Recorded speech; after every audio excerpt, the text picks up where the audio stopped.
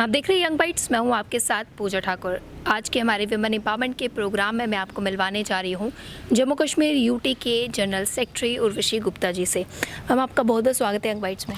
धन्यवाद। हम जिस तरह से हमारा विमेन एम्पावरमेंट का प्रोग्राम है, क्या कहना चाहेंगे कि आज के टाइम पे विमेंस कितनी सशक्त हैं? देखिए, अगर हम कंपैरिजन करते हैं पहले के टाइम पे और आज के टाइम पे, तो मेरे को लगता है बहुत बड़ा डिफरेंस है। पहले वुमेन कैसे अपने आप को प्रोजेक्ट करती थी और आज के डेट में कैसे प्रोजेक्ट करती हैं।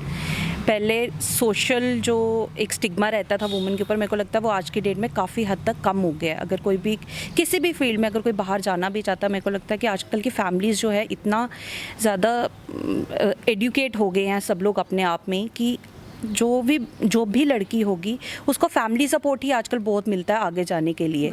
तो मुझे आजकल लगता है कि हर एक लड़की, हर एक फैमिली उसको सपोर्ट करती है आगे जाओ। और आजकल पहले जैसे वो रहता था ना कि घर पे ही रहेगी, शादी कर देंगी, मेरे को लगता है आजकल वो वाला स्टिग्मा जो है वो काफ़ी हद तक लड़कियों के ऊपर से वो कम हो चुका है। लेकिन कम हो चुका है, ख़त्म नहीं हुआ अभी भी। तो क्या कहेंगे, किस तरह से ये ख़त्म हो सकता है? देखिए, जैसे टाइम होता है ना, हर एक चीज़ का एक टाइम होता है, तो टाइमली हर चीज़ हो रही है। जैसे जो पहले सिचुएशन थी वो आज नहीं है और जो आज है वो कल नहीं है। तो ये कैसे ख़त्म होगा? ये ऐसे ही ख़त्म होगा कि हम लोग अगर एडुकेट करेंगे अपने आप को, अपनी फैमिलीज़ को। अब काफ़ी फैमिलीज़ हैं जो इतनी पढ़ी लिखी फैमिलीज़ नहीं होती हैं, ठीक है, तो वो जो क्लास होती है फैमिलीज़ की, वो लोग उसी स्टिग्मा में रहते हैं, उन्हीं सोशल रिस्पॉन्सिबिलिटीज़ में बाउंड रहते हैं। तो वो लोग अपने बच्चों को जैसे है आगे जाने की परमिशन नहीं देते हैं। तो कहीं ना कहीं समाज में बदलाव लाने से सबसे पहले हमें फ़र्ज़ बनता है अपने घर में बदलाव लाना। और जिस तरह से अगर आपकी सोशल एक्टिविटीज़ की बात की जाए, काफ़ी आपने सोशल एक्टिविटीज़ की हुई हैं, क्या कहेंगे जिस तरह से लॉकडाउन का पीरियड था, कंप्लीट लॉकडाउन था, किस तरह से आपने काम किया था लोगों के लिए? देखिए, जैसे ही लॉकडाउन स्टार्ट हो गया था तो हमें इतनी चीज़ तो समझ आ रही थी हमारी पार्टी को कि लोगों को, जो मिडिल क्लास लोग हैं या जो बीपीएल फैमिलीज़ हैं, उन लोगों को बड़ी सारी परेशानियां आएंगी इस लॉकडाउन को से निकलने के लिए। तो हमारी पार्टी ने पहले ही एक feed the needy campaign start कर दिया था। जैसे ही लॉकडाउन स्टार्ट हुआ था तो feed the needy campaign start हो गया। आप देखेंगे कि हर एक कार्यकर्ता, बूथ लेवल का कार्यकर्ता और हाई लेवल का कार्यकर्ता जो था, वो हर एक लगा हुआ था कि हम कैसे जो नीडी लोग हैं उन तक राशन पहुँचाएँ। फिर मास्क और सैनिटाइजर्स, अगर मास्क फिर भी लेडीज़ जो थी वो घर पर बना रही थी तो अपने घर वालों को प्रोवाइड कर पा थे। लेकिन जो सैनिटाइजर्स थे वो एक महंगा प्रोडक्ट था, वो भी हमने लोगों को दिया।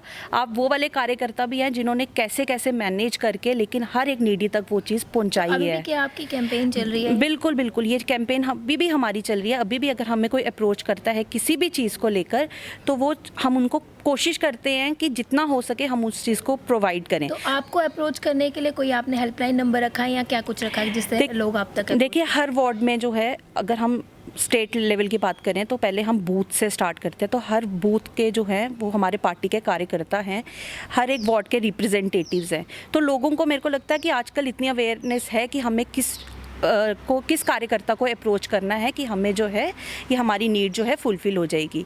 और इसके लिए जो कार्यकर्ता है वो भी अपने एरिया के एमएलएज को अप्रोच करता है, एमएलएज आगे एडमिनिस्ट्रेशन को अप्रोच करता है। तो एक चेन बनी हुई है और हम चेन से ही ये जो है जो फुलफिलमेंट हो रही है लोगों की, वो उसी चेन से हो रही है। आपका क्या कहना है कि आपका किस तरह से रुझान बढ़ा है पार्टी की तरफ? अगर बात कहूँ बचपन से, क्या आपने सोचा था कि लोगों की हेल्प करना आपका एकमात्र उद्देश्य रहेगा, या क्या कुछ सोचा था आपने आज आप यहाँ तक पहुँचे? देखिए, मेरा जो फैमिली बैकग्राउंड है वो, मैं ये तो नहीं कहूँगी वो एक्टिव पॉलिटिक्स में था, बट हाँ पॉलिटिक्स में था। मेरे फादर जो थे उनका उठना बैठना ये सब था, पॉलिटिशियंस के साथ ही था। तो एक रुझान था हमेशा से कि इस चीज़ में जाएंगे। मोर देन मेरे को था, मेरे फादर को बड़ा था कि मेरा कोई बच्चा इस फील्ड में जाएगा।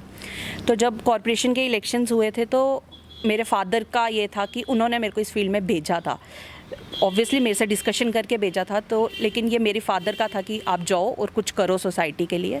और ठीक है, अगर मैं कुछ वोट से हारी थी, मैं 11 वोट से हार गई थी उसे, लेकिन मैंने अपने आप को वहाँ पर रोक नहीं दिया था। मैंने कोशिश की कि अपने आप को मैं वहाँ से और आगे लेकर जाऊँ और बड़ा अपने आप को कर पाऊँ। सफलता की पहली सीढ़ी है, तो कहीं ना कहीं उसी की बिल्कुल मैंने अपने आप को वो डीमोरलाइजेशन अपने अंदर नहीं लाया था। मैंने अपने आप को वहाँ से बहुत ज़्यादा बूस्टअप किया था। और हो सकता था अगर मैं जीत जाती तो मैं अपना 100% नहीं देती, लेकिन आज की डेट में मैं हर एक जगह कोशिश करती हूँ कि मैं अपना 200% दूँ। आपका क्या एक मोटिव है, जिस तरह से वुमेन एम्पावरमेंट का प्रोग्राम है और आप खुद एक महिला हैं, क्या सोचा आपने कि महिलाओं को सशक्त करने के लिए क्या बड़े कदम उठाने चाहिए और आपकी तरफ से किस तरह का प्रयास हो रहा है? देखो, एक सेइंग है ना कि if you educate a man you educate an individual and if you educate a women you educate a family. तो ये जो सेइंग है ना, ये अपने आप में ही बहुत बड़ी चीज़ बताती है कि एक आदमी को पढ़ाने से वो एक आदमी आगे एक आदमी को पढ़ाता है, लेकिन अगर आप एक औरत को पढ़ाते हैं तो आगे वो पूरी फैमिली को पढ़ाती है। तो ये बड़ा ज़रूरी है आज की डेट में कि लड़कियां खुद से पढ़ें। मैं मानती हूँ कि बड़ी सारी लड़कियों के ऊपर बड़ी सारी बाउंडेशंस होती हैं, लेकिन उनको भी अपने आप को बेचारी नहीं समझना चाहिए। मुझे लगता है इंसान वहीं पर फेल हो जाता है जब वो अपने आप को बेचारा समझने शुरू हो जाता है। तो मेरे को लगता है वो बेचारा ना समझ के अपने आप को आगे लाओ, आगे बढ़ो। जब तक आप खुद में हिम्मत नहीं करोगे कुछ भी करने की, तब तक आप कहीं पर नहीं रह पाओगे जी। सफल। जम्मू कश्मीर के जो युवा हैं उनको अपने रोज़गार को लेकर काफ़ी सारी जो कहते हैं ना उम्मीदें हैं अपनी इस पार्टी से, भारतीय जनता पार्टी से, तो कहीं ना कहीं अभी सड़कों पे नज़र उतरते आते हैं। वो कहते हैं कि हमारे हाथ की तरफ निराशा लगी है। उन्हें किस तरह का आश्वासन आप देते हैं? देखिए, मैं अगर आप देखेंगे तो पहले जो गवर्नर थे उन्होंने 50,000 जॉब्स के लिए बोला था, ठीक है, लेकिन मेरे जहाँ तक मुझे आइडिया है 8500 के करीब ये जॉब्स निकली, 10,000 के करीब जॉब्स ये निकली थी, ठीक है। अब वो उसका प्रोसेस है, लेकिन उन्होंने बोला था ये फेज़ वाइज होगा। तो अगर ये चीज़ हो रही है तो बहुत ही अच्छी बात है, लेकिन मेरे को लगता है कि हर एक जो युवा है वो आजकल इतना सशक्त है कि इतने सारे स्टार्टअप्स आ रहे हैं। अगर आप कल भी मोदी जी के मन की बात में सुनेंगे तो कितनी सारी एप्लीकेशंस हैं जो आई है, लोगों ने बनाई हैं। कितने सारी चीज़ें हैं जो आप खुद स्टार्टअप करके आप कर सकते हो, और उसके लिए हमारी सरकार ने कितनी सारी योजनाएं दी हैं। 20 लाख करोड़ का पैकेज दिया है। वो सिर्फ पैकेज हम बोलते हैं, जनरल पब्लिक को हमने बोलते हुए सुना है कि वो पैकेज कहाँ गया, लेकिन वो पैकेज जो है वो बाइफरकेट होके इंडिविजुअल स्कीम्स में आया हुआ है। तो आप उन स्कीम्स को अवेल करो, उन स्कीम्स का फ़ायदा लो, अपना स्टार्टअप करो, अपने आप को एम्प्लॉयमेंट उससे दो और अपने आगे 10 लोगों को और दो। तो जितनी भी स्कीम्स आती है कहीं ना कहीं मुझे लगता है लोग पीछे अगर आ जाती तो उसकी अवेयरनेस से, तो लोगों को अवेयर करने के लिए क्या कुछ कदम आप उठा रहे हैं? बिल्कुल, देखो, जैसे मेरे को भी लगता है कि लोगों को अवेयरनेस नहीं होती है, तो हम तो यही कोशिश करते हैं हर जगह जाके कि जितना हो सके मैं एटलीस्ट अपने एंड से तो यही कहूँगी कि जितना हो सके मैं उतनी कोशिश करती हूँ कि जितनी योजनाएं हैं मैं लोगों तक पहुँचाऊँ। जितनी महिलाओं की योजना थी, मैंने LPG गैस सिलेंडर से लेकर छोटी स्कीम से लेकर मुद्रा योजना से लेकर स्टार्टअप इंडिया से लेकर काफ़ी सारे लोगों को काफ़ी स्कीम्स दिलाई हैं, लेकिन वो रीच आउट बढ़ाना बहुत मुश्किल है जब तक लोग खुद से इनिशिएटिव नहीं लेते हैं, ठीक है। तो मैं हर एक के घर में जाके वो नहीं कर सकती, लेकिन हाँ, लोग अगर अप्रोच करेंगे हम उनकी हेल्प कर सकते हैं कि आप जो है ये स्कीम जो है अवेल करो। तो किसी भी स्कीम्स के बारे में अगर आपने जाना है, जितना भी सरकार द्वारा जो भी योजनाएं लाई जाती हैं, उसके लिए आपको इनको अप्रोच करना चाहिए, या कोई भी आपके कार्यकर्ता है भारतीय जनता पार्टी की या अन्य जितने भी एक्टिव रहते हैं मेंबर्स, उनसे आप बातचीत कर सकते हैं, वो आपको पूरा अवेयर करेंगे। हम इसके साथ ही हमारे महिला सशक्तिकरण के प्रोग्राम में क्या एक मैसेज देना चाहेंगे आप सभी महिलाओं को?